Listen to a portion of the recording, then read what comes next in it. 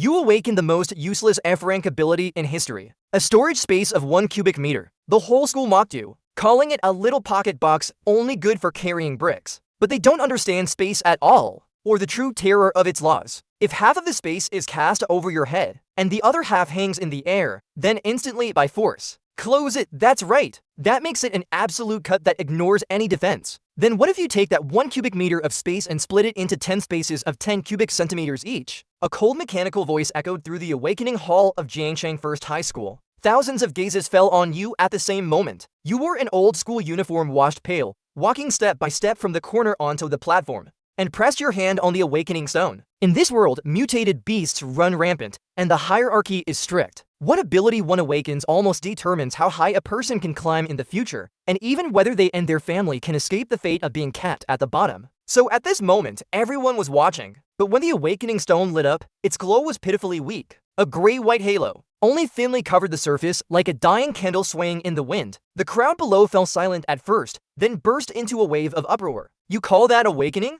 Gray-white light? What kind of trash ability is that? I've never even heard of it. I'm afraid it doesn't even count as F-rank. The recording instructor looked at the light screen and the words finally frozen on it, then shook his head in disappointment. He directly announced, Lin N, awakened ability, level 1 storage space. Additional note, space volume, 1 cubic meter. As soon as those words fell, the entire hall burst into wild laughter. A storage space of 1 cubic meter? Isn't that just a little pocket box? With that kind of ability, even logistics teams would complain it holds too little cargo. Someone from the slums even has an ability that reeks of poverty.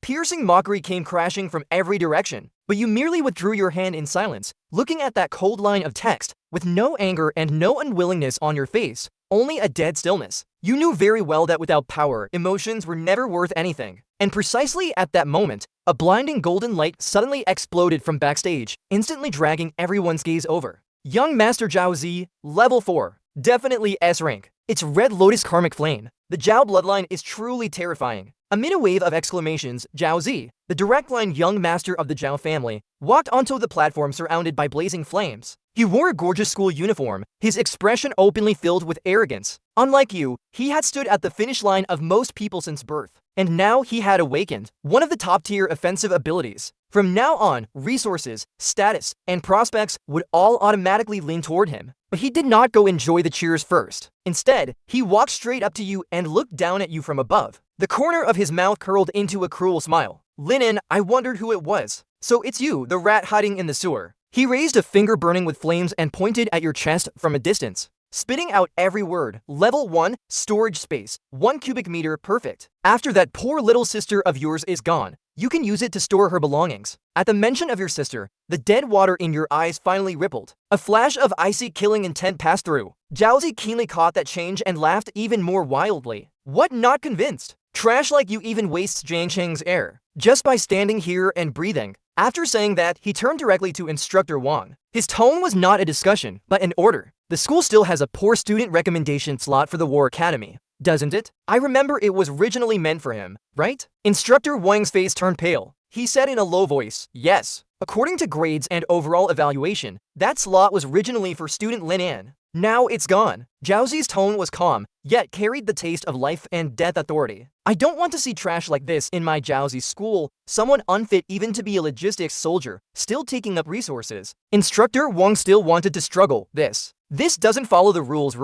Jiaozi sneered. The flames suddenly leapt up. In Jiangshang, what my Zhao family says is the rule. The hall instantly fell dead silent. No one spoke up for you. Everyone merely watched you. There was sympathy in their eyes, schadenfreude, and the expectation of seeing you break down. But you did not break. You only raised your eyes and looked at Zhao Zi. That gaze was terrifyingly calm, as if you were looking at someone with no future left. What Zhao Zi hated most was that kind of gaze. The smile on his face slowly faded. He said darkly, very well. I really don't like that look in your eyes. Get out. Instructor Wang sighed and handed over a form. Sign it. This is a withdrawal application. With an ability like that, staying in school is meaningless. Accept your fate. Go find a job turning screws at the East City factory. At least you can still make a living. You took the application and glanced at it, then picked up the pen and wrote your name in the signature field. Your handwriting was steady, without the slightest hesitation. After signing, you handed the form back and turned to leave. You did not argue at all the whole time, because in your rules for survival, you never argue with a dead man walking. Just as you walked out of the school gate, the sky completely darkened. Lightning tore open the dark clouds, and heavy rain came crashing down on your head, soon soaking you through. But you seemed unable to feel the cold, only walking forward numb at that moment in your pocket. The second-hand phone with a spiderweb cracked screen suddenly vibrated after you answered. The hospital's cold notice came from the other end. This is City First Hospital, your sister. Lynch's absol erosion syndrome has suddenly worsened. She has already been sent to the ICU. Within 24 hours, you must pay 100,000 star coins for the 2 you and no. One special medicine. If you cannot pay, we can only stop treatment according to regulations and remove the patient from the ICU. 100,000 star coins. That number smashed into your brain like a heavy hammer. To the rich, it was only a number. But to you, it was an astronomical figure completely out of reach. You spoke urgently, doctor. Please give me a few more days. I promise. The call was cut off directly, leaving only a cold, busy tone. You stood in the downpour, your 5 fingers slowly clenching. The withdrawal application soaked by rain was gradually crushed into pulp. The last trace of restraint vanished from your face, leaving only resolve and madness. School was gone. Your future was gone. Legal paths held no possibility. This world and its rules had never planned to leave you and Lingsha a way to live. Then you could only seize one yourself. So you suddenly turned around and walked toward the edge of the city, toward the slums forgotten by light and order. The deeper you went, the darker the road became. At last, you turned into the deepest, filthiest dark alley, one without even a street lamp. Your eyes completely changed at that moment. Then I'll risk my life to take it. But just as your words fell, a thick, nauseating stench of blood mixed with the foul scent of a beast surged from the depths of the alley. Immediately after, 2 scarlet lanterns quietly lit up in the darkness. Those were not lamps. They were a pair of eyes. A second-tier beast that should have been outside the city walls, a shadow wolf. This kind of mutated beast was known for speed and sharp claws, a nightmare for new recruits. If an ordinary person faced it head-on, forget winning, surviving 3 seconds would be a miracle. But the thought of escaping had barely appeared before you killed it yourself. Turning your back on a wolf would only make you die faster. So instead of retreating, you advanced, stepping half a pace forward. You lowered your center of gravity. Your right hand shot out like lightning, grabbing a rusty scrap of rebar with a sharpened end and holding it across your chest. This was the instinct you had traded pain and broken bones for in the slum black fight ring. Against an enemy stronger than yourself, the more you feared losing, the faster you would lose. Only by showing an even fiercer, more reckless posture could you possibly force out a slim chance of survival. Men and wolf faced each other in the muddy dark alley. The next second, the shadow wolf moved. It pounced like a black afterimage, going straight for your throat. You could barely see its movement, and could only rely on the intuition trained through countless life or death fights. At the very last moment, you twisted your body to the right with everything you had, slash. You avoided the throat strike, but your left shoulder and arm were still torn open viciously by the wolf's claws. A large chunk of flesh was ripped up on the spot. Crimson liquid sprayed out instantly. The agony made your vision go black, but you did not retreat. On the contrary, that pain seemed to ignite the ruthlessness buried in your bones. With a roar, using the momentum of your twist, you swung the reaper backhanded and stabbed it fiercely toward its eye. That strike was already fast and ruthless enough. But you had still underestimated the terror of a second-tier beast. The shadow wolf forcibly tilted its head midair. The reaper failed to pierce its eyeball, only clanging against its hard skull. It went in less than half an inch before getting stuck. The shadow wolf howled in pain and violently shook its head. You could not hold onto the rebar, and your whole body was dragged down to the ground. What followed was a true savage fight. You and it rolled together through sewage and mud. Again and again, it tore open your skin with sharp claws. You, meanwhile, were like a completely crazed beast, abandoning most of your defense and using fists, elbows, knees, even your teeth, to attack every possible fatal point. 3 wounds deep enough to show bone were clawed across your back. The wound on your shoulder kept bleeding. Your strength and consciousness were rapidly draining away. The more you fought, the slower you became. Your breathing grew more and more chaotic. Finally, the shadow wolf seized a chance and slammed you hard into the wall. The back of your head shook. Stars burst wildly before your eyes. The next second, that heavy wolf body pressed down on you. 2 sharp claws pinned your shoulders down hard, nailing you into the corner. You could not move. It lowered its head. Its foul wolf muzzle was less than 5 centimeters from your throat. The stains on its fangs were clearly visible. Despair crawled over your whole body like ice. But precisely then, Lynch's pale little face, always wearing a smile, flashed through your mind. Brother, you will definitely become the strongest ability user. Brother, when I get better, I want to eat candied hawthorn from that shop in the South District. You can't lose. If you lose, what happens to Lingsha? What about the 100,000 star coins? What about the hospital saying they would stop treatment? Just as the shadow wolf opened its huge mouth and prepared to crush your skull, your chaotic, dying brain fell into an unprecedented calm. Pain, fear, and unwillingness seemed to be stripped away by something. Only two things remained in your world: the wolf head closing in, and the ability everyone mocked as useless: storage space. What is space? It is an invisible, intangible yet truly existing box. Since it is a box, it must have edges. And when an edge opens and closes, it appears and also disappears. A thought mad to the extreme suddenly split open your consciousness. What if an object happened to be stuck on that edge? Your gaze locked tightly onto the junction between the shadow wolf's head and neck. The next second, you pushed all your mental power, all your will, and even all your vitality into a single, unprecedentedly clear thought. The lower half of the space covers the wolf head. The upper half of the space falls on the air above the wolf's neck. The edge of space is precisely stuck at the junction of the wolf head and neck. Retract. The storage space instantly closed. The force pressing on you suddenly loosened. Immediately after, a wave of hot, sticky liquid burst out like a breached dam, spraying all over your head and face. Leaning against the wall, you panted violently like a broken bellows. You lowered your head to look, and your pupils suddenly contracted. The shadow wolf's body was still pressing beside your legs, but its head was already gone. The cut at its neck was terrifyingly smooth,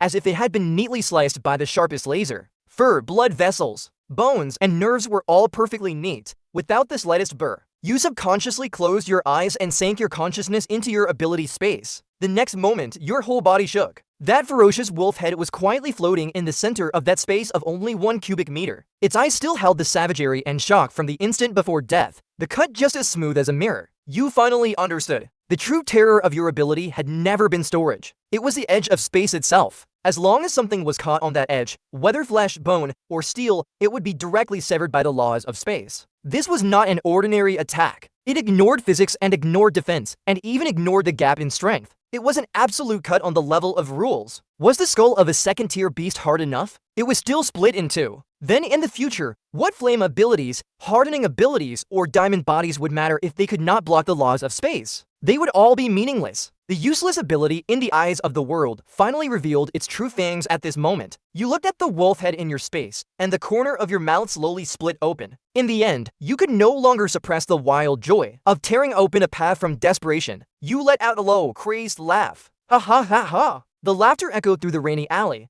carrying the madness of surviving disaster and the coldness of having completely seen fate's hidden card. But you quickly forced yourself to calm down, because the most important thing now was not joy. It was money. You endured the tearing pain all over your body and used that cheap folding dagger, relying on the scraps of knowledge you had learned when helping people process beast materials on the black market, to cut open the shadow wolf's chest. Soon, beside its heart, you dug out a fist-sized crystal flowing with deep blue light, a second-tier beast core, and an extremely intact shadow-type core at that. This kind of thing required a license to trade through official channels, but on the underground black market, it was the hardest currency. Conservatively estimated, this core was worth at least 300,000 star coins. 300,000! Your sister's medical fees were not only covered, there would even be a large sum left over. You put the core into your storage space, then quickly dealt with the scene. The wolf's remains were dragged to an inconspicuous spot at the mouth of the alley. You threw a few pieces of shredded meat around it, disguising it as something gnawed by other beasts or hastily handled after a gang fight.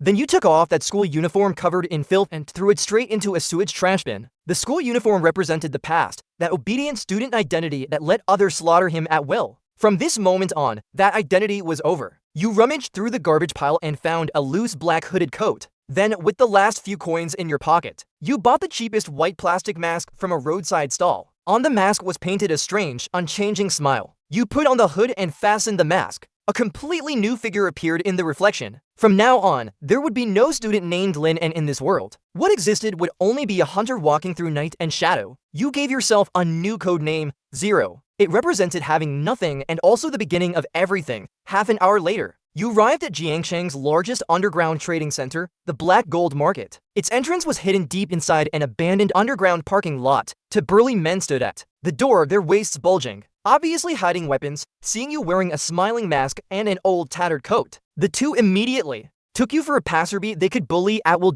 Stop. The scar-faced man looked you up and down with ill intent. Where did this brat come from? Wearing a broken mask and playing mysterious? Do you know the rules? The other bald man was even more direct, reaching out to block you. If you want in, pay a 100 coin search fee first. You stopped without speaking, only calmly sweeping your gaze across the two men. Finally, it landed on the weapon at Scarface's waist. Less than 1 meter. Just right. Seeing you stay silent, Scarface reached for his weapon. But before he could pull it out, your mental power had already pierced precisely into the space in the middle of the gun barrel. Open, the edge covers the barrel. Space closes, cut, clack. Half of the gun barrel dropped directly to the ground. The cut was smooth as a mirror. The two burly men froze on the spot. Scarface looked down at the weapon in his hand with only half remaining, then at the half piece of metal on the ground. A chill rushed straight up his spine. They had not even seen clearly what you had done. They only saw the special alloy barrel if some invisible monster had bitten off a piece out of thin air. The unknown was far more terrifying than mere strength. The bald man immediately withdrew his hand and forced out a respectful smile. Please, please go in. You did not even spare them another glance. You walked straight into this underground world with no law and only profit. The inside of the black gold market was far larger and far more chaotic than the outside. The air was mixed with engine oil, cheap alcohol, and a rotten stench. Neon signs lit every person's face half bright and half dark. There were mercenaries and exoskeletons here, black market doctors selling banned drugs, and brokers exchanging intelligence and bounty lists in the corners. You wasted no time. You walked straight to the most imposing 3-story building in the center of the market, the Black Gold Chamber of Commerce. Behind the counter, a fat shopkeeper of over 200 pounds was polishing a gem. Without lifting his head, he asked, "What are you selling?" You did not answer. You only stretched your hand above the counter. With a thud, the fist-sized, deep blue, glowing core fell heavily onto the counter. The fat man's movements paused. He slowly raised his head. The greed in his eyes was almost impossible to hide. But he was, after all, an old fox of the black market. The shock on his face lasted only half a second before turning into disdain. He picked up the core and pretended to inspect it. Then he casually tossed it back onto the counter. Average quality. The energy is thin and mixed. Barely second-tier level. 100,000. Take it or leave it. This was no longer just haggling. It was practically open robbery. But you neither grew angry nor bargained. You only gave a soft, cold laugh, raised your hand, and put the core back into your space, then turned to leave. The fat man immediately panicked. Only people who truly know nothing about the market keep pestering. Someone like you turning away at once could only mean you understood better than him. Wait. The price can be discussed. You did not stop. 200,000. You kept walking. 250,000. No higher. Only then did you stop. You turned half your body sideways. The smiling mask looked especially sinister under the lights. 300,000. Transfer it to an anonymous black card. The fat man's face twitched. In the end, he still gritted his teeth and agreed. Soon, a pitch-black metal card with no markings whatsoever was pushed in front of you. You picked up the black card and turned to leave. And the instant you walked out of the chamber's door, the smile on the fat man's face vanished. He gestured to a drinking thug in the corner, making a signal to eliminate you. The thug grinned. With 4 other tattooed fighters, he silently followed after you. You had sensed those 5 tails from the very beginning. More importantly, as you walked, you had also tested a new use of your ability in passing. You picked up a small stone and at the instant you stepped forward, stored it into your space, then in the next. At the same time you took your next step, you released it ahead of you. As a result, that pebble carried the kinetic energy from your run and shot out like a bullet. In that instant, you immediately realized that your storage space could do more than cut. It could also temporarily store and release kinetic energy. And so a more efficient plan for a counter-kill quickly took shape. You deliberately led those 5 men through the maze-like paths of the black market, twisting and turning around. Finally, you walked into an abandoned 3rd underground parking level. It was dark and remote here, with no people and no cameras. It was perfect for dealing with trouble. Sure enough, after you stopped, the 5 men immediately surrounded you from different directions, blocking off every possible escape route. The burly man in the lead carried an alloy machete, his face filled with the bloodthirsty glee of a cat playing with a mouse. You sure can run. Leave the card behind, then hand over everything you have on you. The boys are in a good mood today. Maybe we can make you suffer a little less. You slowly turned around. Under the dim yellow light, the white smiling mask looked eerie and sinister. You did not get angry or make any threats. You only asked in a voice so calm it held no warmth. One question: are your heads worth money? The burly man froze for a moment, then flew into a rage. Gripping the blade with both hands, he hacked straight down at your forehead. The blade tore through the air with a whistling sound. For an ordinary person, that strike would have split them from head to chest. But not only did you not retreat, You stepped forward into the blade. The instant the blade came down, the edge of your space had already swept across it first, and so the sharp front half of the blade vanished into thin air. The burly man's hands went light. With his force suddenly meeting nothing, he stumbled forward hard, and you had already slid smoothly within 1 meter of him. Space open. Edge covers the neck.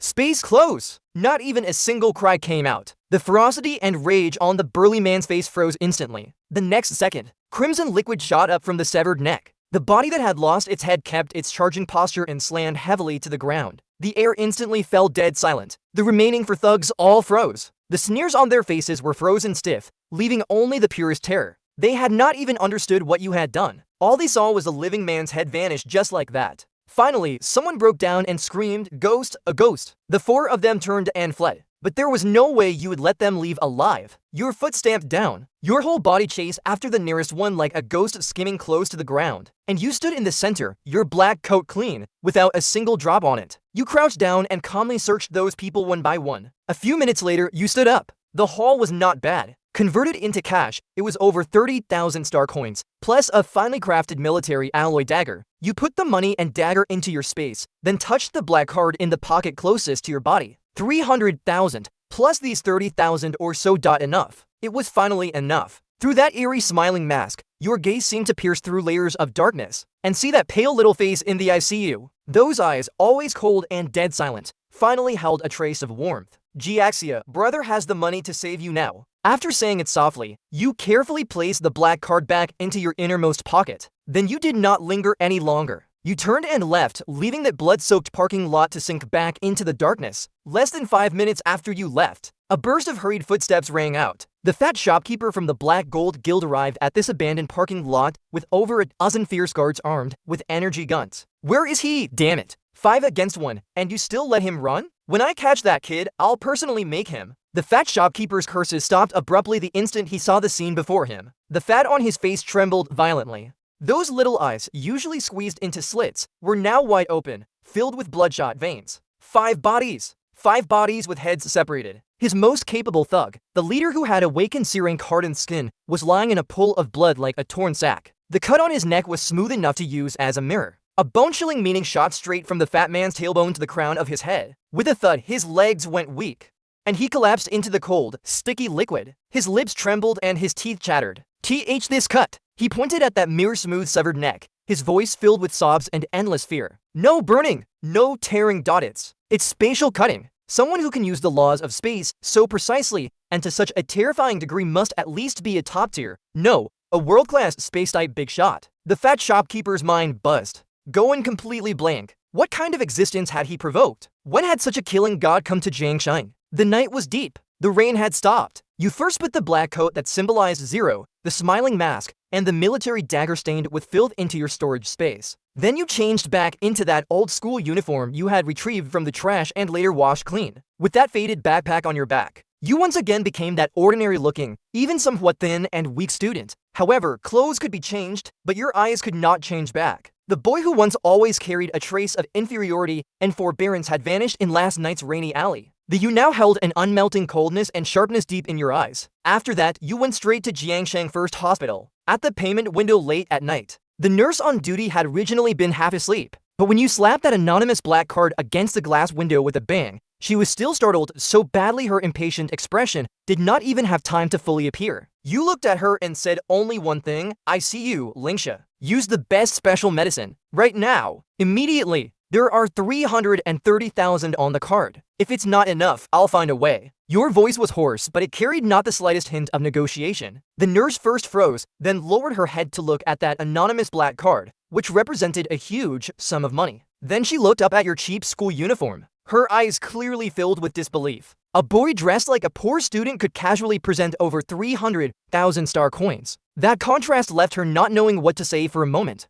But the balance in the black card would not lie. So in the end, she quickly stood up in a panic and contacted the doctors to arrange the highest level treatment process. Half an hour later, the latest gene repair medicine was finally slowly injected into Lingsha's body. Only when you saw your sister's paper-pale little face finally slowly regain a trace of color did your tense nerves relax slightly. The ward was very quiet. You sat beside the bed and smoothed her sweat-damp hair. Your movements were very gentle. Only at this moment did the violence and killing intent in your eyes, almost enough to freeze bones, slowly fade away. It became an almost clumsy tenderness. Lingxia was your only anchor in this cold world. She was also your reverse scale. But although she was weak from illness, her mind was still sharp. Her eyelashes trembled, and she slowly opened her eyes. She grabbed your hand and softly asked whether you had done something dangerous. She smelled that faint but unmistakable scent of rust on you. She also felt that the aura on you was completely different from before. Your heart clenched suddenly. Even so, you still forced out a gentle smile and rubbed her head as usual. You softly lied to her. No, brother only sold that school admission quota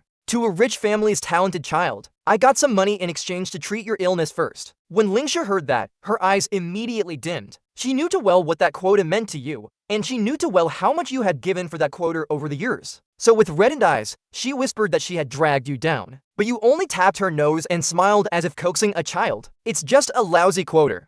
If it's gone, it's gone. Even if brother doesn't go to school, I can still become the strongest. Don't overthink things now. Just focus on recovering. When you're better, brother will take you to eat candied hawthorns in the south of the city. After Lingxia fell asleep again, you tucked the blanket around her, then quietly watched her for a long time. Only after walking out of the ward did that last bit of warmth on your face completely disappear. In its place was killing intent colder than the night. Jiaozi stole your quota, humiliated your sister, and trampled your dignity. It was about time to settle the debt. The next morning, sunlight shone through the gates of Jiangchang First High School. But when it fell on you, it seemed to be cut off by that invisible coldness around you. Like every day over the past 3 years, you walked into school with your old backpack. But this time, you did not return to the classroom. Instead, you went straight to the academic office and obtained a social martial artist exam registration form. Since Jiaozi had forcibly taken the guaranteed admission quota, the school route was already cut off. In that case, you would switch to a harder, more dangerous, but also more direct path. The social martial artist exam was extremely risky. Those who took part were either ruthless people with no background or resources, forced to gamble their lives for a future, or people pushed to the edge, with no retreat left. And you clearly belonged to the latter. However, just as you came out of the academic office with the form,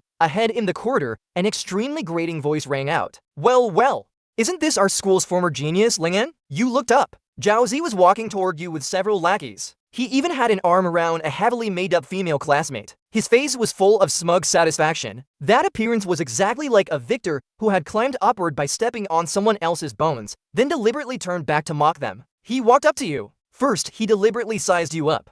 Then he sneered and said, "You didn't come to class yesterday. Were you at home feeling sad?" You were too lazy to respond. You turned, wanting to go round him, but Jiaozi grabbed your shoulder. Then his gaze dropped, landing on the registration form in your hand. He snatched it over and looked at the words on it. First, he chuckled. Then, as if he had heard the greatest joke in the world, he burst into exaggerated laughter. A social martial artist exam registration form? Everyone, look. A guy who awakened a level 1 storage space actually wants to take the social exam. Are you tired of living? Planning to run into the wilderness and deliver food to exotic beasts? His voice was loud, and so a large crowd of students quickly gathered in the corridor. Some whispered that you must have been shocked senseless. Some shook their heads and sighed, thinking that for someone like you, taking the social exam was no different from seeking death. Others simply wanted to watch the show, waiting to see whether, after being trampled into the mud by Jiaozi, you would still lower your head and accept fate like before. In their eyes, your past forbearance and silence had long been misunderstood as weakness, so they all believed that this time would be no different. However, right when everyone was thinking that, Jiaozi threw the registration form onto the floor. Then he lifted his foot and used those limited edition tactical shoes, worth tens of thousands of star coins, to stomp on it viciously. As he ground it back and forth, he looked down at you from above, his tone vicious to the extreme. Mediocrities should stay where they belong. This piece of paper is your delusion. Crushing it underfoot is as easy as crushing an ant. If it had been before, you might really have lowered your head, quietly picked up that paper, and swallowed all the humiliation. Unfortunately, now was not before. You slowly raised your head. There was no furious roar on your face, nor tears of humiliation. There was only terrifying calm. Those frighteningly dark eyes were like two abysses devouring light. The next second, without any warning, a dull boom exploded through the corridor. Your body sank slightly. In an instant, your right leg turned into a blurred shadow almost impossible to see. A powerful front kick landed solidly in Jiaozi's lower abdomen. That kick was too fast and too heavy. The smile on Jiaozi's face did not even have time to disappear. His whole body was like a beast hit head-on by a high-speed collision, curling up like a shrimp. A mouthful of sour water and bile suddenly burst out. Then both his feet left the ground as he flew backward, more than 3 meters away. Boom! Crash! His back slammed heavily into the corridor display board. The entire pane of tempered glass shattered instantly, with countless fragments flying everywhere. The whole place instantly fell dead silent. No one expected you to strike, and even less did anyone expect that you would kick Jiaozi into such a state with one blow. Jiaozi slid down from the pile of broken glass like a lump of mud. He curled up on the floor, his face deathly pale, in so much pain he could not even let out a proper scream. You simply withdrew your foot slowly, still standing where you were. It was as if that kick had not sent a person flying, but had merely brushed away some dust. However, this was far from over. From the crowd behind Jiaozi, a silent, flat-haired, middle-aged man suddenly stepped out. His temples bulged high, and the aura around him suddenly erupted. The floor tiles under his feet even cracked from the force he exerted. An Earth-rank strength type awakened. This was the bodyguard the Zhao family had specifically assigned to Jiaozi, a truly ruthless figure retired from the military system. "Kid, you've got some nerve!" With a furious shout, the bodyguard charged forward like a cannonball. His sandbag-sized fist came straight for your face with a shriek that tore the air. The surrounding students all panicked at once. Screams, gasps, and retreating footsteps mixed together. Because everyone knew that for a strength type awakened of this level, shattering bones with one punch was not an exaggeration at all. However, you did not retreat. Not only did you not retreat, but instead, the instant that fist was about to touch the tip of your nose, you advanced to meet him. To be precise, you were not charging head-on. You were like a drop of water, strangely slipping into his arms. You directly entered the distance within 1 meter. The bodyguard froze at first, then immediately sneered. Because in his view, close combat was precisely the field strength type awakened were best at. So he immediately withdrew his fist and changed moves. His arms suddenly folded inward, trying to crush you directly, bones, organs, and all, into powder. Unfortunately, he had no idea what 1 meter meant to you. It was not close combat. It was execution. An invisible spatial fluctuation flashed past. You did not even make any extra movement. You only gently let one thought fall in your mind. Space open. Edge covers both arm joints. Space close. After a crisp crack that made teeth ache, every teacher and student in the school saw the most unforgettable sight of their lives. The bodyguard's 2 arms were neatly severed at the elbows, an inch before they could touch your body. The 2 thick severed sections, still attached to forearms and fists, remained in their closing posture. They abruptly detached from his body and then fell onto the floor tiles with 2 slaps. The cuts were smooth as mirrors. First came dead silence. Then, as if delayed by half a second, crimson liquid gushed from those to strange, smooth wounds. In an instant, it sprayed large fan-shaped marks across the white corridor wall. The bodyguard looked down at his empty elbows, then at the 2 severed arms still twitching on the ground. The ferocity on his face froze completely. Only in the next second, when true pain rushed into his mind, did he let out a scream that did not sound human. With a thud, he dropped to his knees, rolling all over the floor like livestock waiting to be slaughtered. At that moment, the entire corridor was so quiet one could hear a pin drop. Everyone was stunned, because they had not seen what you had done at all. They had not even sensed any obvious fluctuation of ability. And just like that, the 2 arms of an Earth-rank strength type awakened were gone, and you only calmly stepped over the bodyguard howling in a pool of blood and walked toward Jiaozi step by step. At this moment, Jiaozi had been scared completely out of his wits. His face was pale as he scrambled backward on all fours. His crotch quickly became wet. He had actually lost control from fear. You walked up to him and stopped. Then, under hundreds of terrified, horrified gazes, you slowly raised your foot. With that cheap, washed-out sneaker, you stomped heavily onto Jiaozi's swollen, twisted face. You pinned his head firmly against the cold floor covered in broken glass. Humiliation! Unprecedented humiliation. You looked down at the face under your foot, distorted by fear. Your voice was not loud, but it was like an Arctic current, clearly entering the ears of everyone present. I have no interest in your guaranteed admission quota. At the grand exam, in front of everyone, I will personally shatter everything you are proud of. After saying that, you slowly lifted your foot, too lazy to look at him again. You turned and bent down, picking up from the floor the social martial artist exam registration form covered with footprints. You gently patted the dust off it, then carried your old backpack and strode away through the path everyone automatically opened for you. Sunlight passed through the corridor windows, stretching your shadow very long, lonely and silent, yet carrying a pressure that made people almost afraid to look straight at you. At the same time, inside the principal's office, the old principal was staring at the surveillance replay, his hands trembling. The image was frozen on the instant you severed the bodyguard's arms. There was no obvious spiritual power manifesting.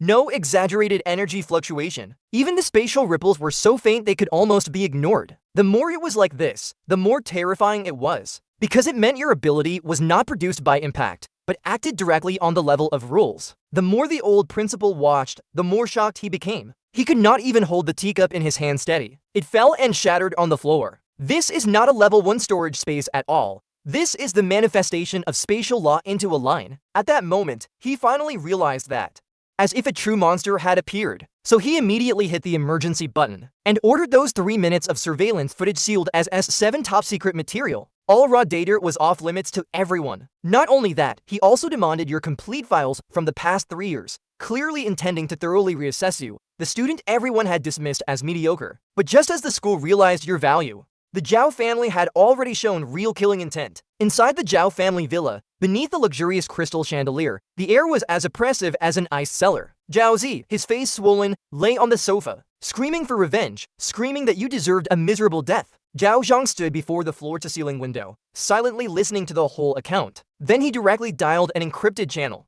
The man on the other end was called Hound. He led a squad of desperados who specialized in dirty black market work in the wilderness. Zhao Zhang opened with 10 million star coins to buy your life. But when Hound learned that in one exchange you had crippled an Earth-grade bodyguard in both arms, he immediately raised the price, demanding another 5 million to upgrade their gear, while explaining they would only stage traces of an accident. The cleanup would be left to the mutant beasts. The military would notice nothing wrong. Zhao Zhang agreed without the slightest hesitation. To him, no matter what kind of monster you were, once you entered the wilderness, you would sooner or later become a corpse torn apart by wild beasts. 3 days later, with only half a month left before the National Ability Exam, Zhang City's military and education department organized one final large-scale live combat trial. The location was Wilderness Zone 07 outside the city. This trial drove every senior student into a frenzy, not only because it would directly affect the major exam, but also because the military offered extremely generous rewards, especially the prize for first place, a priceless Tier 3 energy core. That thing was enough to make any awakened go green with envy. The field was packed with military hover buses. Students gathered in 2s and 3s, excited and nervous, their anticipation all mixed together. You, however, carried an old tactical backpack and stood alone in a corner, completely out of place among everyone around you. After that fight in the corridor, no one dared come within 3 meters of you. You were like a block of ice and like a black hole, inspiring instinctive awe and instinctive distance. Yet right then, an extraordinarily dazzling figure cut through the crowd and walked up to you. Suzu, the belle of Jiangshang No, one high, and the publicly acknowledged top genius, had awakened an S-rank ice-type ability. She had always stood at the center of crowds and praise. She wore a tight white combat suit, her ice blue long hair striking under the sunlight. She looked like a beautiful, razor-sharp blade of ice. She looked at you, her tone carrying a hint of warning and a habitual air of superiority. The Wilderness Zone isn't a school hallway. You're only Tier 1. You'd better move with the main group. Don't throw your life away trying to show off. From her perspective, perhaps this counted as kindness. But to you, kindness built on "I'm above you, so you should listen to me" was itself unbearably noisy. So you merely raised your eyes and glanced at her, replying coldly with 2 words, "Too noisy." Suzu froze on the spot. She clearly had not expected that after lowering herself and taking the initiative to warn you, she would receive only those 2 words in return. Anger instantly surged up. She turned away with a cold face, leaving behind the words, "Ungrateful bastard. I'd like to see how you fall in there." You simply lowered your head again, as if nothing had happened. To you, irrelevant people and irrelevant words were nothing but noise. Soon, the hover bus passed through the massive alloy city gate and entered Wilderness Zone 07. This place was a completely different world from the city. Towering mutated giant trees, thick vines tangled like roots, damp, rotten air, and the ever-present feeling of being watched from the dark reminded everyone at every turn that this was not a training ground, but a place where people truly died. At the instructor's order, thousands of students immediately poured into the jungle. Most were smart enough to form teams at once. Groups of a dozen or several dozen clustered together, cautiously hunting Tier 1 mutant beasts in the outer area. After all, for ordinary senior students, small wolves and iron-skinned boars were already dangerous enough. But you joined no team. The moment you stepped into the jungle, you broke away from the crowd and walked alone toward the depths of the dense forest, aiming straight for the area on the map marked in bright red as a Tier 2 mutant beast active zone. Others feared danger, so they grouped up. What you wanted was efficiency. The light in the dense forest was dim. An ordinary person would take only a few steps before worrying something might suddenly burst out from behind a tree. but your mental power had already spread out like an invisible radar. Within a 100-meter radius, not the slightest movement escaped your senses, and so the hunt began. 30 meters to your front left, a tier 2 venomous python coiled in a tree and flicked its tongue, waiting for prey. You did not even pause. As you brushed past it, space opened and closed, and its head was already gone. A tier 2 shadowclaw cat was gnawing on remains, astonishingly fast and deadly in a pounce. Yet the moment it sprang from the bushes, before it even landed, its head vanished into thin air. Only its headless body kept rolling forward with inertia. Then there was the tier 2 rock pangolin fame for defense. Its shell was hard enough to withstand ordinary blades and axes, but it had only half emerged from underground when both shell and flesh were cut by space into 2 neat pieces. One thought finished one beast. You casually carved out the crystal core and tossed it into your storage space. Your movements practiced, calm and efficient, with almost nothing wasted. Meanwhile, the number on the military points bracelet was also jumping rapidly. 100, 220, 370, 510, 880. On the Trial Command Center's main screen, your name shot up like a rocket, soaring from beyond the thousands and soon rushing into the top 100, still climbing without stopping. But just as you split open another venomous python and had only just taken the crystal core, a chill of being locked onto by extreme danger suddenly exploded up your spine. Without any thought, your body's instinct reacted even faster than your awareness. You lunged forward, rolling into the bushes beside you. Almost at that exact same instant, a large caliber sniper round, as thick as a thumb, tore past with a shrill whistle, grazing the spot where you had stood before slamming hard into a giant tree behind you, thick enough for 3 people to encircle. Boom! The trunk exploded on the spot, with splinters flying everywhere. This shot was no trial-level attack. It was a professional assassination. Half kneeling in the shadow of the bushes, your eyes turned cold as ice. A large-caliber armor-piercing round, a precise kill shot from 1,000 meters away, plus an ambush route that had clearly been prepared in advance. Other than the Zhao family, you could think of no second possibility. If they wanted to get rid of you, then none of them would be leaving. On a hilltop 1,000 meters away, the sniper was frowning too. He had thought this would be an easy mission beyond belief. But the evasive move you had just made was so professional you did not look like a student at all. Instead, you looked like a wolf that had survived in the wilderness for years. Then the hound squad began tightening the encirclement. 5 men split into left and right wings, with another pressing in from the front, trying to trap you in one local area as quickly as possible. They thought they were surrounding prey, unaware that the real hunter never stood in the center of a net waiting to die. Your mental power had already locked onto the positions of all 5 of them, their distances and movement pods. So you did not run. Instead, you hugged the shadows of the ground and vegetation, ghost-like, moving in reverse, and cutting into the thinnest layer of their encirclement. The first to fall was number 3. He held a tactical rifle, carefully clearing the area ahead, never expecting the danger to come from the front, but from above. Just as he passed beneath a massive ancient tree, you were already like a bat, hanging upside down from the shadows of the canopy. He had only just raised his head when you were already within 1 meter of him. Space opened, covering his helmet and skull. Then it closed. The sound was almost inaudible. That hound member did not even have time to shout a warning before everything above his neck completely disappeared. You caught the body with one hand, gently leaned it against the tree, and did not even let it make a sound as it fell. Soon, number 4 came to check as ordered. At a glance, he saw the bizarrely posed body, with an empty space where the neck should have been. In that instant, his whole body went numb. Even his report carried an obvious tremor. But in the split second he was distracted, you cut in again from the side shadows, flashed past, and took his head as well in under a minute. The hound squad had lost men, both through silent executions. This time, even the battle-hardened hound captain truly panicked. He finally realized the target he had accepted this time was no student punk at all, but a demon capable of harvesting lives silently in the shadows. So he roared for everyone to regroup on him,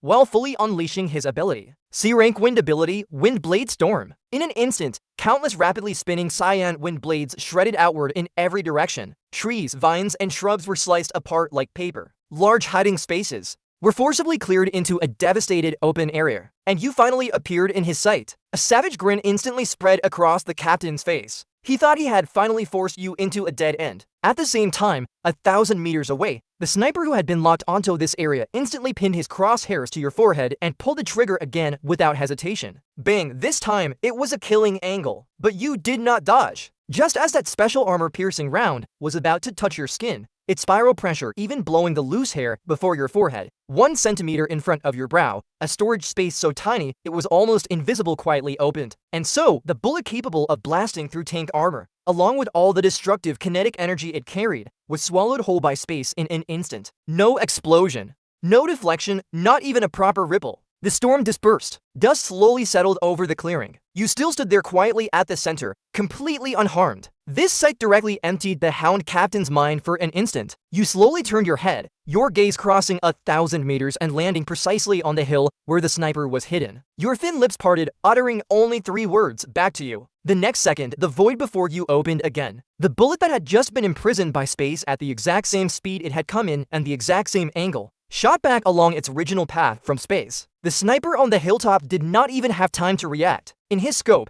he only saw a black point suddenly enlarging at extreme speed. Then bang! The high-precision sniper rifle in his hands and its custom scope exploded on the spot. The bullet he had fired himself pierced precisely into his right eye and blew his entire head apart. Only one very short scream remained in the comms channel. Then it fell utterly silent. At that moment, the Hound Captain finally understood. What he had provoked was not a slightly capable student, but a monster. So his first reaction was not to fight, but to flee. He frantically unleashed his wind ability. Wild wind gathered under his feet as he turned to run. At the same time, he condensed his strongest defense before him, the wall of wind. But the problem was, wind was an element, while space was the rule that carried the elements. Before the true laws of space, that wind wall, strong enough to deflect shells, was as thin as paper. You passed straight through it. There was no resistance, no substance. It was like passing through a layer of water mist. You drove straight to within 1 meter of him. Then you raised your hand and closed his head and closed it. PFFT. His head flew up. In those eyes remained only ultimate shock and terror. As for the headless body, it stood rigid in place for 2 seconds before collapsing heavily to the ground along with a fountain of crimson blood. At this point, all 5 members of the Hound squad were wiped out.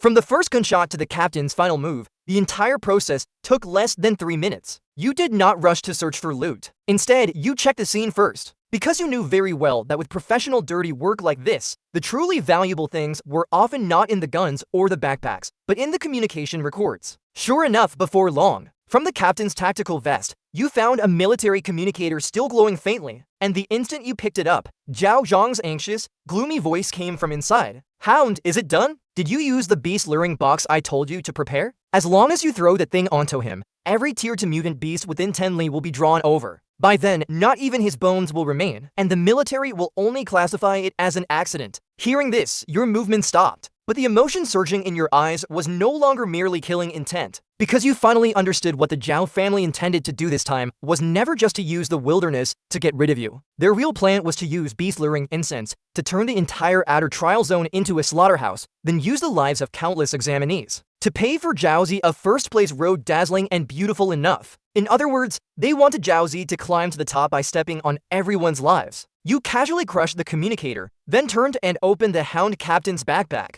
Soon, several dark red incense sticks, burned almost to nothing, with only short stubs remaining, appeared in your hand. That sweet, greasy, foul smell almost instantly confirmed Zhao Zhang's words. High concentration beast luring incense, and more than 1 stick at that. The Zhao family had gone insane. At that very instant, the earth began to shake violently. It was not a slight tremor, but like an earth dragon turning over, making even the soil and fallen leaves underfoot jump. Immediately after, deafening beast roars erupted from every direction. Giant trees collapsed in swaths. Dust and smoke billowed into the sky. Countless pairs of crimson beast pupils lit up in the forest, madly pushing toward the outer trial zone. A beast tide someone had deliberately triggered a terrifying beast tide, far beyond this trial's level. With your ability, you could completely withdraw at this moment. As long as you hid, no mutant beast could easily find you. But the problem was, if the beast tide really overran the outer camp and caused heavy casualties among examinees, then this nationally watched ability exam might very likely be postponed or even cancelled outright. And if that happened, your original plan, crushing Zhao Zi personally in front of everyone, taking first place and taking that tier 3 energy core, would be completely ruined by the Zhao family. Since that was the case,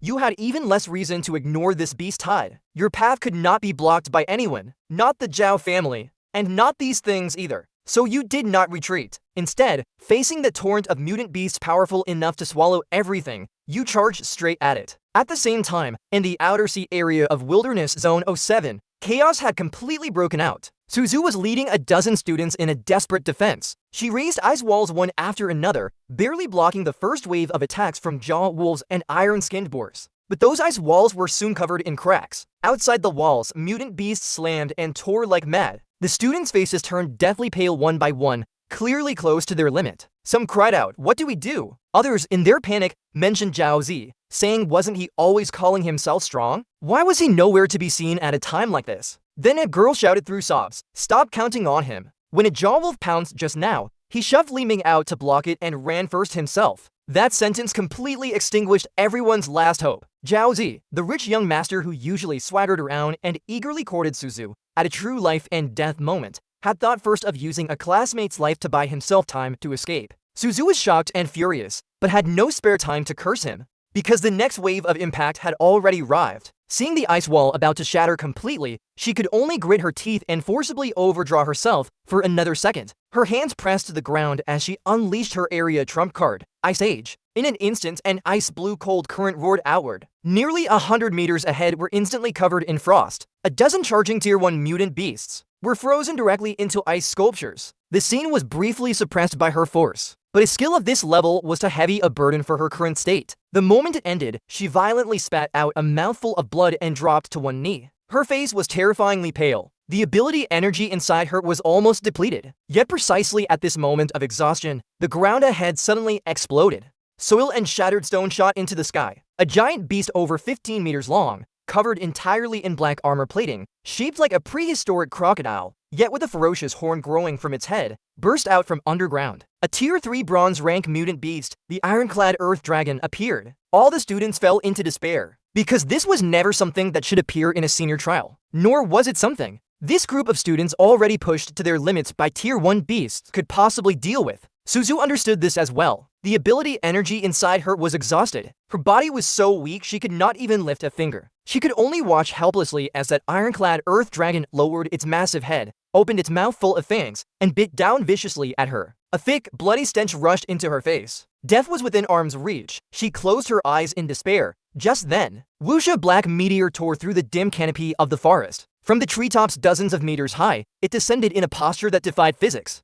Suddenly falling, boom. A thunderous crash shook the ground again. That black shadow was like a meteor, slamming down half a meter in front of Suzu. A violent shockwave mixed with shattered earth and exploded outward. Even the iron-armored earth dragon's huge head was knocked backward. Suzu's eyes flew open. What she saw was a back that was not especially broad, yet seemed able to hold up the entire sky. He carried a faded, worn-out school bag and stood there quietly. Beneath his feet was a crater half a meter deep. Right beside his feet was the iron-armored earth dragon's fang-filled maw, barely a hair's breadth away. Linen. Time seemed to pause at that very moment. The gale lifted your bangs. In your hand, you still gripped the standard Dishu alloy combat knife seized from the Hound Captain's belongings. Your back clearly was not tall, yet it stood like a mountain, blocking the space between Suzu and that Tier 3 commander-level beast, separating her completely from the bloody storm behind you. Suzu froze first, then her face changed sharply as she shouted, "Linan, are you insane? Run!" That's a Tier 3 commander-level beast. Even armor-piercing rounds can't break its defense. You'll die. But you did not even look back. The iron-armored earth dragon was clearly enraged. It opened its mouth and roared. The sound wave knocked the surrounding students unconscious.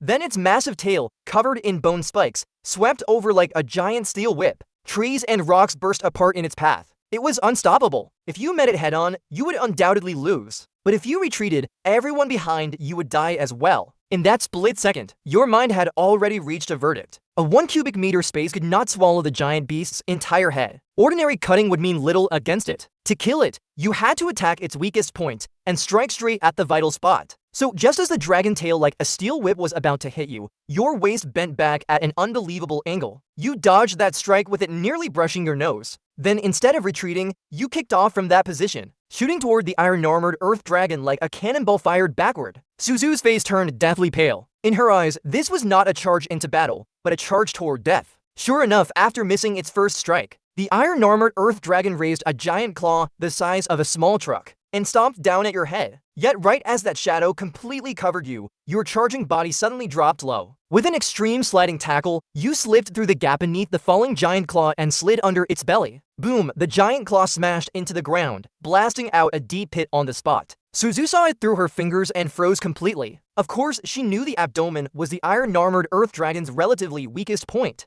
but that was only in relative terms. The scales there were still absurdly thick. Ordinary attacks could not break through them at all, but you had never planned to break its armor. The space beneath the beast was cramped. Fetid mucus mixed with mud kept dripping down. You steadied yourself and casually threw away that now useless alloy combat knife. Then you raised your head. Using your perception, you locked firmly onto the violently beating heart inside its body. The next second, you slowly raised both hands and pressed hard against the cold, solid scales. It was not a slash nor a cleave. It was an almost eerie touch. Silently, spatial ripples pierced through the scales and opened directly inside the iron-armored Earth Dragon's chest. At that moment, your eyes were as cold as judgment shatter. As the command fell, 1 cubic meter of absolute darkness precisely wrapped around that car-sized heart. Then it closed violently. With a muffled a cutting sound, dull to the extreme, came from inside its body. The iron-armored Earth Dragon's earth-shaking roar stopped abruptly. Its enormous body suddenly stiffened. The brutality and madness in its crimson pupils faded rapidly, leaving only a blank terror born from the instinct of life itself.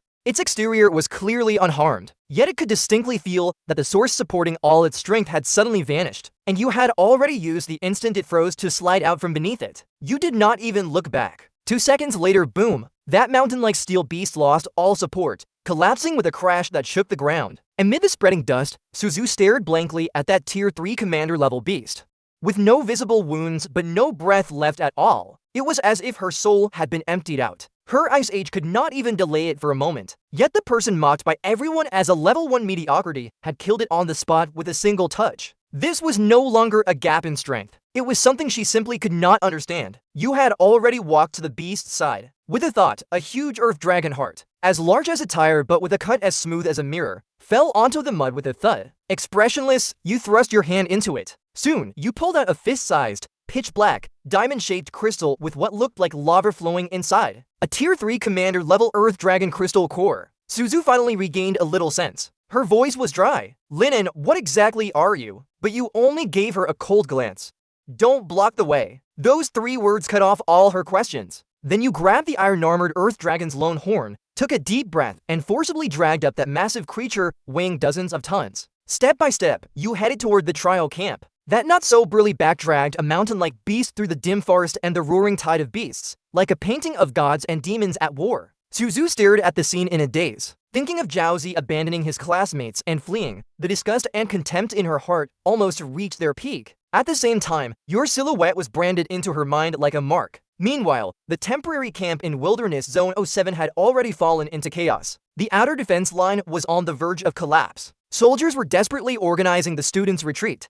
Inside the command center, the colonel officer stared at the large red dots closing in on the radar, his face ashen. He was angrily reprimanding the intelligence department, but at that very moment, Jiaozi stumbled and crawled in, then collapsed to the floor. With tears and panic in his voice, he shouted, "Sir, I know where the beast hide came from. It was Lin An. That level 1 mediocrity did it." The colonel frowned. "Tell him to explain clearly." So Jiaozi immediately began twisting the truth. He said you had somehow obtained high-concentration beast-luring incense and scattered it everywhere. He even claimed you wanted to drag everyone down with you. In other words, he wanted to use the chance that you had died in the beast hide to dump all the blame onto you and turn himself into the hero who exposed the truth. Seeing the colonel's face grow darker and darker, Jiaozi felt secretly delighted. He was about to add more fuel to the fire, but right then, a series of footsteps so heavy the ground trembled came from the camp entrance. Thud dot thud dot thud. The sound came closer and closer. It was as if every step landed on everyone's heart. Soon, the mist slowly split apart. Under everyone's horrified gaze, you dragged the mountain-like Tier 3 Commander-level beast, the iron-armored Earth Dragon's huge body, into the camp step by step.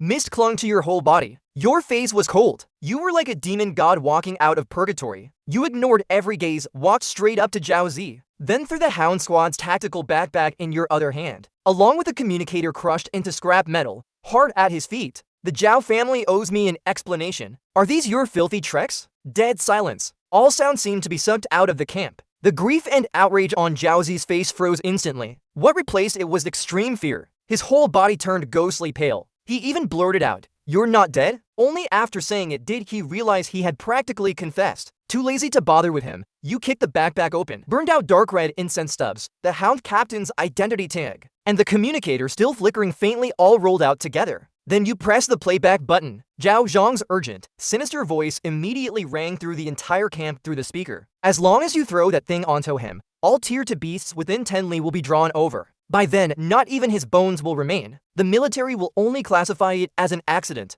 The evidence was irrefutable. The crowd exploded instantly. It really was the Zhao family. They hired killers, and they wanted to kill all of us too. Zhao Zi, you scum! At that moment, the colonel's face turned terrifyingly dark, but Zhao Zi still refused to give up. Collapsed on the ground, he shrieked, "You're only level 1. How could you possibly take down the Hound Squad? How could you possibly drag back a tier 3 Earth Dragon's body? This is all a setup." Hearing this, you finally revealed a faint cold smile. Level 1? You raised your hand and showed a student monitoring bracelet stained with grime. Are you saying a level 1 just happened to pick up evidence of your crimes? The next second, you forcibly cracked the bracelet's permissions. A video was projected onto the command center's giant screen. In the footage, when the Joel Wolf lunged, Zhao Zi did not save anyone. Instead, he shoved Li Ming beside him forward to block in front of him, then fled without looking back. The final frame froze on his face, twisted and savage from excitement and distortion. If the recording had merely angered everyone, then this footage completely ignited their killing intent. Zhao Zi, pay for my brother's life. Scum like him doesn't deserve to live.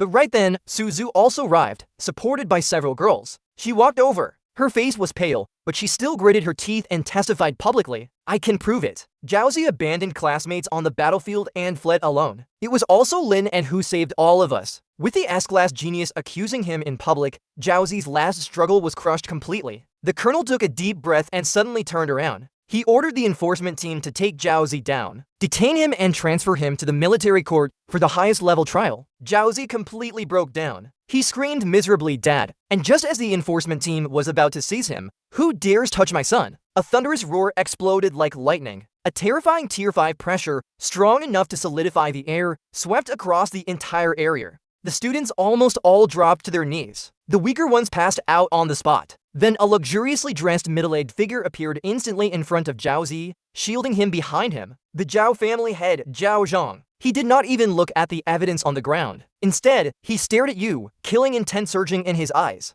"Brat, you dare slander me and ruin my Zhao family's reputation? No one can save you today." Before his words even fell, an enormous energy claw was already raking down toward your head. Is tier 5 supposed to be strong? You stood where you were, without the slightest fear in your eyes. Instead, there was only a destructive calm after being utterly provoked. The space before your brow had already begun to twist silently. You were prepared, even at the cost of severe injury, to cripple one of Zhao Zhang's arms first. But just at that critical moment, insolence, a roar more domineering than Zhao Zhang's suddenly exploded before you. At some point, the colonel had already stepped in front of you. He made no flashy move. He simply threw a straightforward punch. As a result, Zhao Zhang's giant energy claw shattered inch by inch on the spot. The terrifying force of the punch drove into Zhao Zhang's chest, sending him flying as he spat blood. He smashed through several military tents before crashing down miserably. One punch had heavily injured a tier 5. The tier 6 colonel slowly withdrew his fist, his gaze terrifyingly cold. "In my military camp, you openly tried to murder a military witness and this trial's first-place candidate. Zhao Zhang, do you want your whole Zhao family buried with you?" Those words completely sealed the fate of the Zhao father and son. Soon, Zhao Zhang and Zhao Zi were dragged away like broken sacks. As for the conspiracy carefully designed by the Zhao family, it was exposed completely before everyone's eyes. The camp was silent. When all the students looked at you now, the shock in their eyes had become awe, even fear. And when the colonel turned to look at you, the anger in his eyes had faded. In its place was undisguised appreciation and burning interest. "Lin In, you killed the tier 3 commander Iron Armored Earth Dragon, exposed the criminals, and saved your classmates. Your merit is outstanding. By unanimous decision of the command center, you are first place in this joint trial." As he spoke, he took a special metal case from his adjutant and handed it to you. "This is your reward, a tier 3 Earth Dragon energy core." Then he offered something else that would drive countless people mad. "Also, on behalf of the Eastern Military Region, I formally invite you. Would you be interested in skipping every procedure and joining the Azure Dragon Special Forces directly?" You took the case and felt the surging energy inside. The stone in your heart finally dropped slightly. But then you still raised your head and slowly shook it. "Sorry, sir. Before joining the army, I have to use it to save my sister's life." You rushed almost all the way back to First Central Hospital, but fate seemed to be deliberately mocking you. When you pushed open the IQ door, the scene you had imagined, your sister sleeping quietly, did not appear. In its place was a shrill alarm that seemed to tear through your eardrums. The ward was as cold as an ice cellar. Lingjie lay on the bed, her whole body covered in a layer of visible frost. Even the metal rails and the edges of the bedding had formed jagged ice flowers. Her lips were faintly purple. The rise and fall of her chest was so weak it had almost stopped. All the readings on the monitor were flashing wildly in red. Your mind buzzed as you rushed to the attending doctor, your voice hoarse. What happened? Wasn't she fine before I left? The doctor was drenched in cold sweat, speaking so quickly he could barely breathe. It mutated. The Absol-Frost syndrome inside your sister's body suddenly mutated malignantly. That cold energy seems to have gained self-awareness, rejecting and devouring all outside energy. The mild energy solution we tried to inject just now was completely frozen. At this point, he looked at the metal case in your hand. His eyes looked as if he had seen a life-saving straw, and also an executioner's axe. The Tier 3 Earth Dragon Core's energy is too violent. Using it now not only won't save her, it would be like pouring water into boiling oil. It would instantly detonate the cold energy inside her and turn her into ice crystal on the spot. Those words almost instantly smashed the hope you had risked your life to obtain. You froze in place, slowly looking toward the hospital bed at the little girl with ice flowers on her eyelashes. All emotion drained from your face, leaving only a calm after extreme dead silence. Then what do we do? The doctor swallowed with difficulty and gave the only answer. Within 3 days, you must find a tier for Ice Soul Crystal Core with a perfectly matching attribute and energy pure to the utmost. Only by using it to soothe rather than fight the mutated cold energy inside her will there be a chance of survival. 3 days! A tier for Ice Soul Crystal Core. That was almost harder than taking a life. A tier for Crystal Core itself was a strategic material, let alone an Ice Soul Crystal Core, a top-grade rarity even among others of the same tier. It was basically impossible to find on the open market. Even if the military arsenal had one, it was not something you could access right now. So you asked no more useless questions. You merely walked silently out of the ward, stood at the end of the corridor, took out that old black phone, and sent an encrypted message. Tier for Ice Soul Crystal Core. Deadline 3 days. Cost is no object. The phone replied almost instantly. None on the open market. 3 in the Eastern Military Region Armory. Clearance insufficient. Exchange unavailable. Only lead, tonight's underground Sure Arena in Jiangsheng. Final prize for the 100-man challenge, Sure Arena. The bloodiest and craziest lawless place in Jiangsheng's underworld. The 100-man challenge, 1 night of continuous battles. Against 100 death row convicts, battlefield rejects, and wasteland desperados. Fighting until death, no rest midway in 100 years. Only 3 had succeeded. The failure rate was almost 100%. But after glancing at the ICU door still flashing red,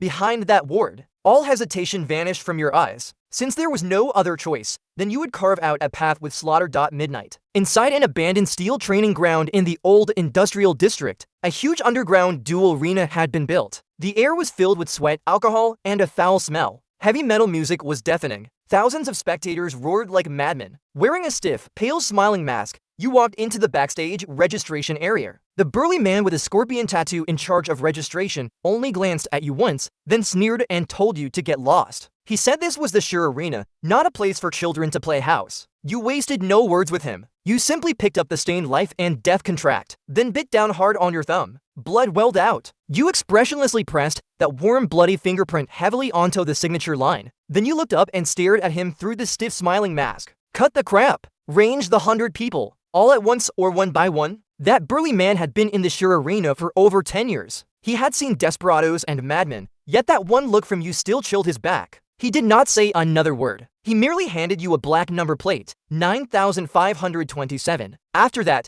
you turned and walked toward the iron gate leading to hell. The first match. Your opponent was Black Ape, a peak tier to beast transformation user. He stood over 2.5 meters tall, covered in black fur, with monstrous strength and famous for brutality. The audience had originally been jeering and laughing, thinking a skinny body like yours was not even enough to get stuck between his teeth. However, as soon as the referee shouted start, Black Ape roared and lunged forward. His giant palm seemed ready to smash your head on the spot. But the instant before he touched you, you only shifted slightly to the side. As you brushed past that massive body, there was a clean. With a crash, Black Ape slammed into the iron cage, then, under thousands of gazes, his head, still wearing a savage grin, slipped smoothly from his neck. Crimson blood shot skyward. The whole arena first fell deathly silent, then erupted completely. The name 9527 rang through Sure Arena for the first time, but immediately after came the second match, the 5th match, the 10th match, and by the 37th, everyone gradually realized what they were watching was not a match at all, but a one-sided harvest. A speed type ability user moved like after images, but the moment he got close, His body was split into down the middle. A flame manipulator filled the sky with fire, yet you walked through it as if through a gentle mist, and came right before him the next second. His head rolled to the ground after that. Whether frontal assaults or ambushes or long-range encirclement kills, the result was the same: death in one strike, no unnecessary moves, no flashy clashes. Not even a real fight to speak of, you simply got close and then your opponent fell. So the cheers from the stands grew fewer and fewer, replaced instead by an extremely oppressive silence and the sound of people sucking in cold breaths because everyone could see you had not come to challenge the 100-man slaughter. You were clearing the field. You were harvesting lives by the time the 99th match ended. The referee announced in a trembling voice, "Winner,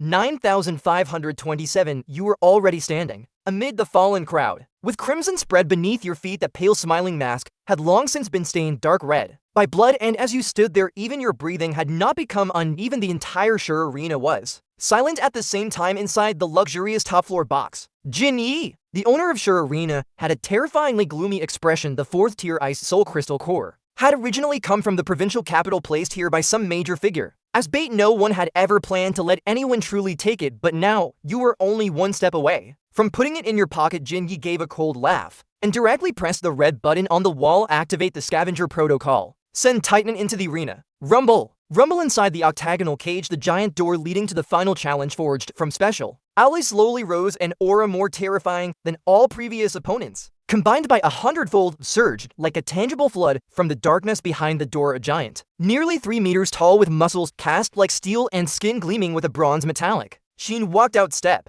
by step. With every step he took, the entire octagonal cage trembled slightly. The silent crowd in the stands instantly burst into terrified screams. "It's Titan, the indestructible Titan. My god, wasn't he locked in the deepest level of Black Prison? How did he get out? That masked guy is in trouble now." Titan once tore apart a 4th-tier mutant beast. With his bare hands, Titan walked to the center of the arena, ignoring the fallen bodies all over the ground. His bell-like eyes locked firmly onto you. He split his mouth open, revealing a row of deathly white teeth. His voice scraped like grinding metal. "Kid, your killing game ends here. Now it's my turn." Titan's voice was like rusted iron plates grinding together, calm yet more chilling than a roar. "Kid, your killing game ends here. Now it's my turn." The stands first went still, then erupted into even louder screams.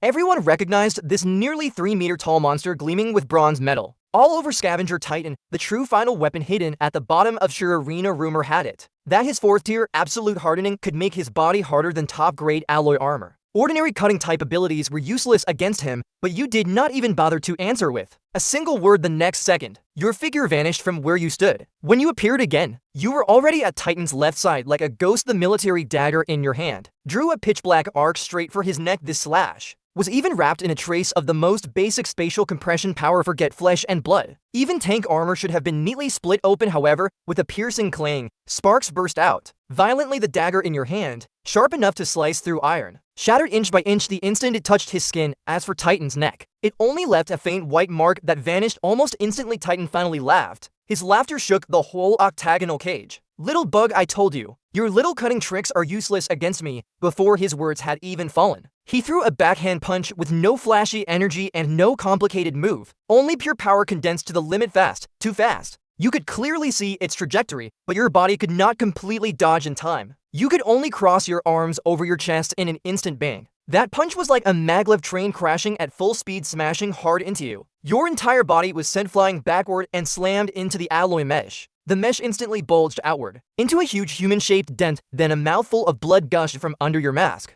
staining the combat suit on your chest red. The whole arena went silent, then even more frenzied cheers erupted. The fear from watching you kill 99 people had pressed them into silence, but now they seemed to find an outlet all at once and screamed, desperately waiting to see how you would be crushed in the box. Jin Yi lifted his wine glass again, his expression contemptuous and relaxed in his eyes. You were ultimately just someone relying on strange tricks to act powerful. While Titan represented true strength, leaning against the iron mesh, you slowly wiped the blood from the corner of your mouth, but your eyes remained icy. Without the slightest ripple, you had already reached a conclusion. Conventional spatial cutting was not absolutely invincible when a target's material density and energy structure were strong enough to exceed a certain threshold. The shearing force produced by closure would be greatly weakened. In other words, cutting from the outside by force could not break through his defense in a short time. But the problem was you had no time. Your good little sister was still waiting at the hospital. The 4th-tier ice soul crystal core was right before your eyes. Since the outside would not work, then attack from the inside.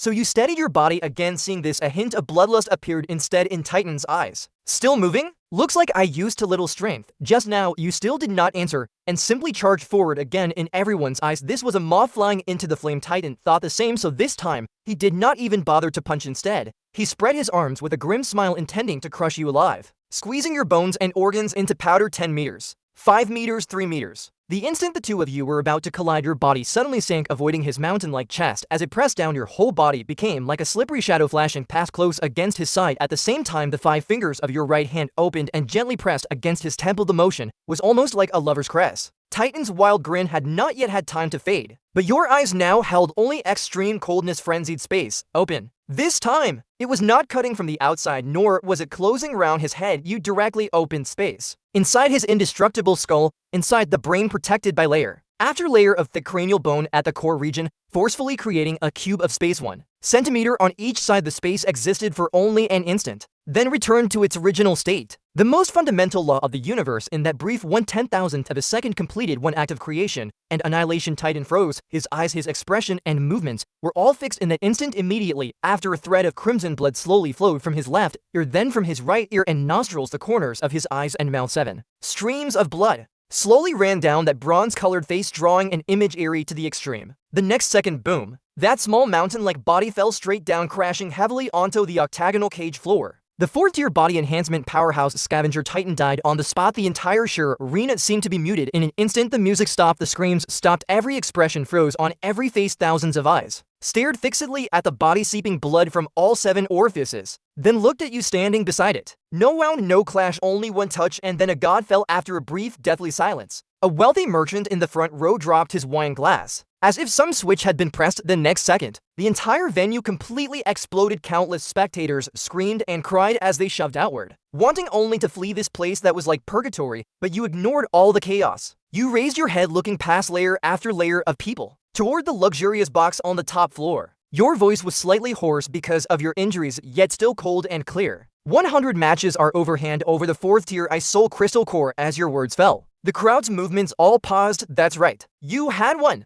The 100-man slaughter had been completed by the rules. The prize should belong to you. However, Jinyi had clearly never planned to follow the rules. He stood before the microphone, and his cold laugh spread through the entire arena through the speakers. 9,527, you really did give me a surprise to bet. Do you think those little tricks of yours can fool everyone? Titan's body was harder than battleship armor, yet he fell silently, without even a proper wound. This is clearly the method of a curse kill or some banned neurotoxin. So you broke the rules according to Shura Arena's iron law. Once a challenger uses forbidden techniques, the result is void and the prize is confiscated. The moment those words came out, the entire arena was in an uproar. Again, black on black betrayal. Everyone instantly understood what Jinyi wanted tonight was no longer one crystal core, but that strange secret of yours that ignored defenses and killed with one strike. He wanted to swallow both you and the treasure. Immediately after, he pretended to be magnanimous and added, "However, I can give you a way to live. Hand over your secret technique, and I'll let you live. I might even let you become the most valuable dog under my command." You stood in place and slowly raised your head. At that moment, the last bit of patience you had for their rules shattered completely. You had followed their game and carved out the 100-man slaughter with your life and pain, but now the dealer was telling you, "You won," but I refused to recognize it. Then there was nothing more to say. You merely gave a soft log. Jinyi was clearly completely enraged by that laugh and directly ordered, "Take him down, dead or alive. I want his secret." The next instant, the 8 alloy gates around the octagonal cage rose. At the same time, squads of fully armed men, wearing black exoskeleton armor and holding Gao's kinetic rifles, the consortium's private soldiers, surged out of the darkness like a tide. Black gun muzzles and aiming sights flashing with dark blue electric light, all locked on at the same time. Of full 100 men, and every one of them was a veteran who had seen real battle. The stands collapsed into total panic. The surviving spectators smashed at the doors like mad. Everyone knew that once Shura Arena's scavenger unit was deployed, this place would truly become a slaughterhouse. And you stood in the center of the encirclement, slowly tossing away the already shattered dagger. Since they did not follow the rules, your rules would become the rules. Fire. At the captain's command, more than 100 Gauss rifles spat fire. At the same time, densely packed alloy rounds tore through the air from every direction, weaving a death net with no blind spots that instantly swallowed your figure completely. Gun smoke, firelight, and shrieking all exploded together. But after the gunfire stopped, you were still standing in place, completely unharmed. Within 1 meter around your body, space had already twisted into a strange shape, almost like a funhouse mirror around you.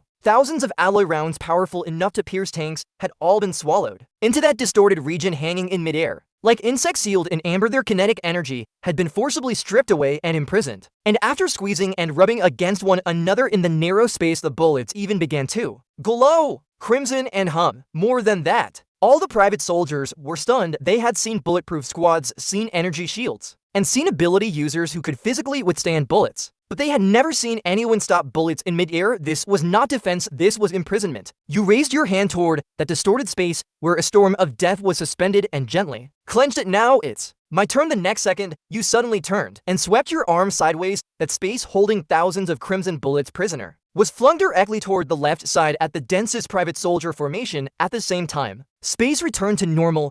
All the stolen kinetic energy was fully returned in the same instant. Whoosh, whoosh, whoosh, whoosh. Whoosh. There was no gunfire, only shrieks of air being torn apart in sheets. Those bullets shot back even faster than when they came, forming a fan-shaped crimson barrage. Dozens of private soldiers in the front row were shot through their exoskeletons before they could even react. Armor, bones, and flesh all became a joke. In that instant, great masses of gore burst open with a roar, dying the entire battlefield. Scarlet. The survivors were frightened, insane on the spot. Some retreated, some screamed, and some threw high explosive grenades and Molotov cocktails without caring about anything, trying to drown you completely. With even greater firepower, however, you did not even glance at them. Explosions, flames, shock waves, and flying shrapnel along with the thrown ordnance failed to hurt you and were instead swallowed once again by that twisted space. 1 cubic meter of space at that moment seemed to become a small galaxy on the verge of losing control, filled with pure and violent explosive energy. Then you charged in. You walked leisurely through the sea of fire, through the private soldier formation that had completely fallen into chaos. Your gaze locked on the captain, who was trying to flee immediately after. You released the spatial restraint, return it to you. Boom. The explosive energy compressed to the extreme was instantly released, centered on him,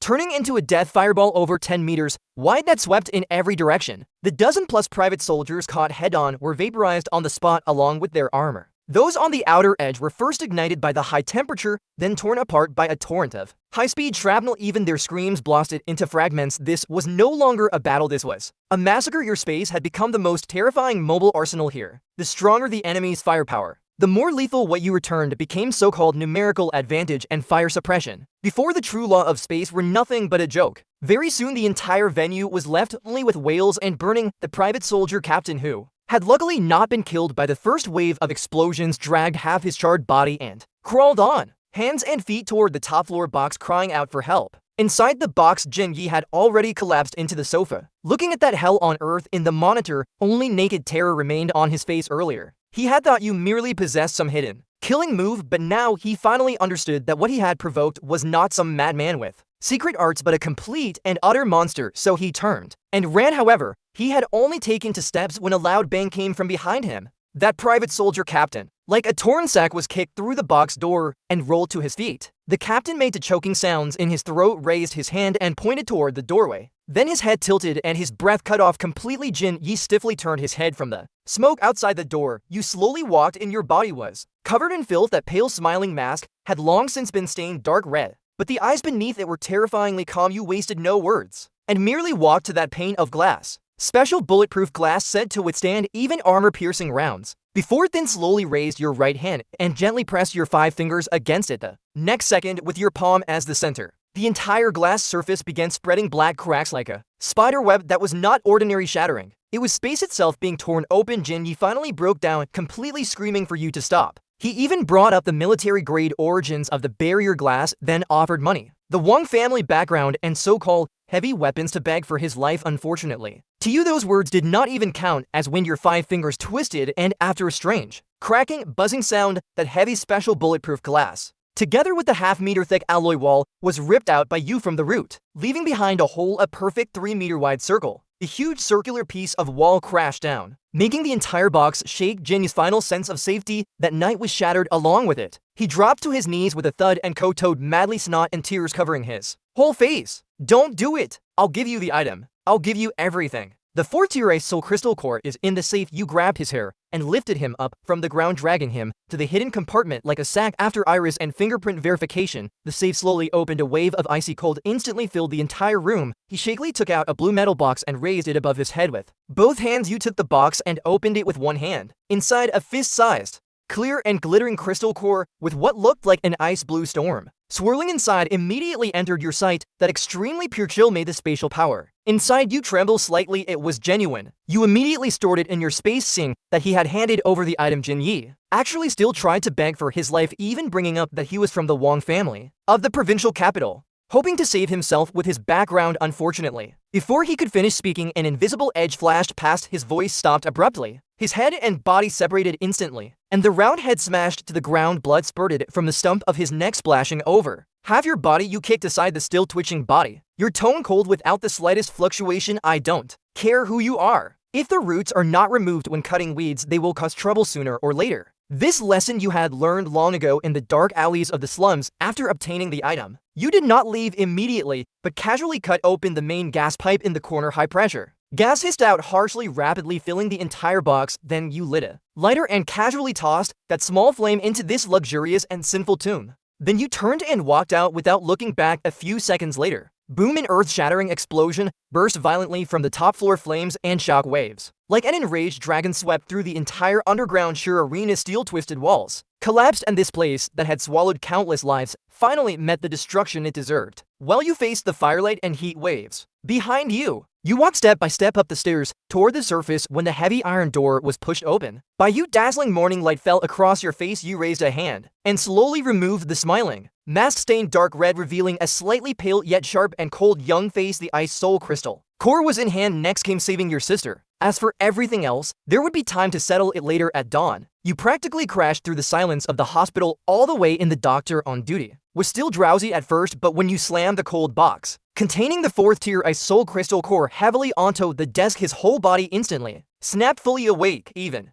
his voice even changed pitch. Tier 4 ice crystal core quick. The entire special care ward lit up again. Top physicians, laboratory dilution procedures, energy guidance, a series of operations that should have been impossible to complete so quickly at this hour were all forced into motion by this crystal core. You stood outside the sterile observation room, staring through the glass at the figure on the bed. The diluted ice blue energy was slowly injected into her through precision instruments. At first, the life signs on the monitor still fluctuated violently. You could almost hear your own heart pounding. But moments later, a change finally appeared. The deadly frost on her face slowly began to fade. The bluish tint on her lips gradually returned to normal. Her heartbeat, once so weak it had nearly vanished, climbed steadily from the 30s and 40s, finally stabilizing within the normal range. The piercing alarms that had filled the ward went silent one after another. Only when the first ray of dawn shone into the corridor did the attending doctor remove his mask. Exhausted yet unable to hide his excitement, he said, "We did it. Her bodily functions have stabilized. Now she only needs rest and recovery." At that moment, it was as if the last pillar holding you up had been pulled away. Your nerves, tense for half a month,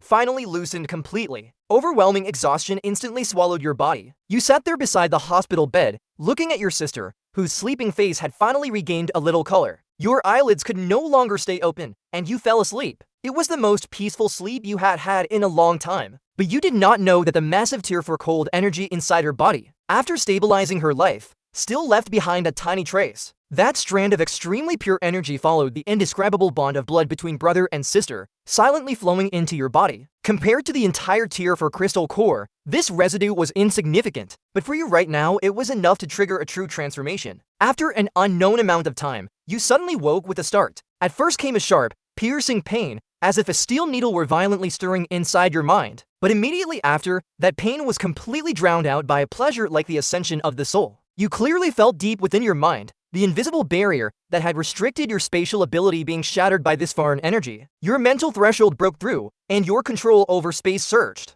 You immediately inspected your ability core, and then your breathing froze for an instant. The storage space that had originally been only 1 cubic meter now seemed to be torn open by an invisible giant's hand. Its volume expanded wildly. 2 cubic meters, 5 cubic meters, 10 cubic meters in just a few breaths. The space that had once been like a small box had expanded directly into a warehouse. However, that was not the most important part. At the moment the expansion was complete, a brand new law imprint quietly engraved itself into the space core. With a slight thought, you stored a glass of water from the bedside table into the space. Then you activated that new imprint. Buzz, the rippling surface of the water instantly froze. Even a droplet about to fall through the air was strangely suspended in place. Time inside that space seemed to have been paused. You instantly understood the meaning of this new ability. absolute stasis. Anything non-living or energy-based stored inside the space would have its state absolutely locked. If a living being were forcibly stored inside, then its life activity would also approach zero within the space. It would be equivalent to being locked in a prison of frozen time. What did this mean? It meant that in the future, you could store not only more projectiles, flames, explosions, and shockwaves, but also at the instant an enemy attacked. Directly store the attack, or even part of their body inside your space. Even more terrifying, you could temporarily store a part of your own body inside the space, then release it from another point, creating an eerie strike almost like teleportation. This was no longer a quantitative change. It was a qualitative leap.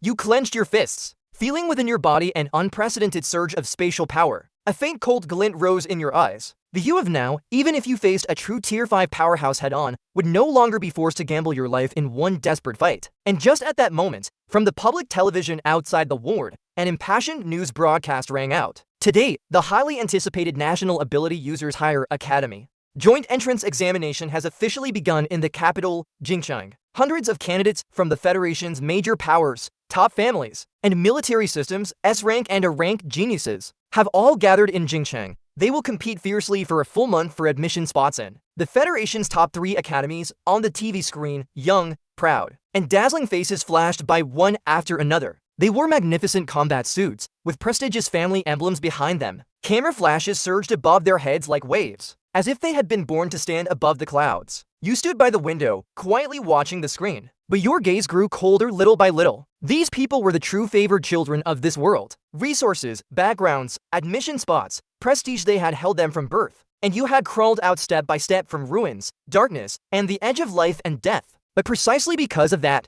you had even more reason to go. You walked into the bathroom and washed away every stain on your body. Then you changed into a black combat suit picked up from the slaughter field. After that, you took the long, narrow battle blade that you had casually taken from the safe tonight and strapped it to your back. Finally, you looked back at your sleeping sister on the hospital bed. She had finally survived. So next, it was your turn to settle accounts with this world. You pushed open the hospital doors. The noon sunlight was blinding like a blade, but you merely narrowed your eyes, then strode out. Jiangshang, this place full of darkness and struggle, was nothing more than a beginner's village. The true hunting ground was in Jingshang. The game that would make those lofty geniuses taste despair had only just begun.